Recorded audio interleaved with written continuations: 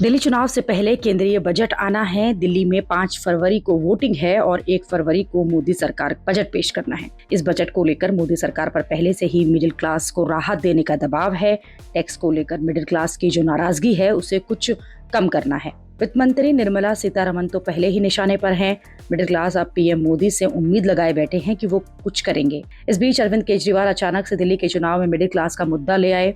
उन्होंने टैक्स का मुद्दा उठाकर मिडिल क्लास की दुखती रग पर हाथ रख दिया। बजट से पहले अरविंद केजरीवाल ने पीएम मोदी के सामने 7 मांग रखकर मोदी सरकार पर दबाव और बढ़ा दिया है। उसमें 10 लाख की इनकम पर टैक्स छूट, शिक्षा के बजट पर 10% का खर्च, हेल्थ इंश्योरेंस पर जीएसटी हटाना, बुजुर्गों को रेल किराए में मिलने वाली छूट को फिर से बहाल करने जैसी मांगे अरविंद केजरीवाल ने मोदी सरकार के सामने रखी हैं। हम केंद्र सरकार से भी ये अपील करते हैं कि हमारे देश के असली सुपर पावर भारत के मिडिल क्लास को पहचाने। आज मैं ये ऐलान करता हूं कि मैं और आम आदमी पार्टी सड़क से लेकर संसद तक मिडिल क्लास की आवाज बनेंगे, उनकी आवाज उठाएंगे, उनके मुद्दों को उठाएंगे। आज से 2 हफ्ते के बाद देश का अगला बजट आने वाला है। इस लोकसभा के सत्र में आम आदमी पार्टी के सांसद मिडिल क्लास के मुद्दे संसद में उठाएंगे। मिडिल क्लास की आवाज की गूंज अब संसद में सुनी जाएगी।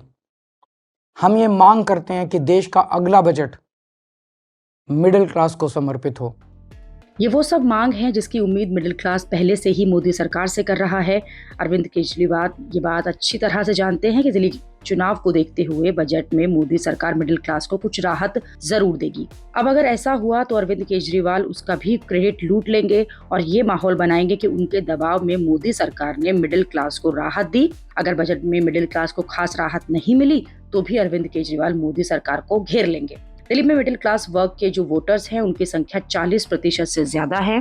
ये वो वोटर्स हैं जो मुफ्त बिजली, पानी जैसे मुद्दों के चलते अरविंद केजरीवाल के साथ रहते हैं और लोकसभा चुनाव में नरेंद्र मोदी को वोट करते हैं। इसलिए अरविंद केजरीवाल मिडिल क्लास का मुद्दा उठा रहे हैं ताकि उनके वोट उधर न खिसक सके, क्योंकि इस बार बीजेपी ने भी मुफ्त बिजली, पानी का वादा कर दिया है।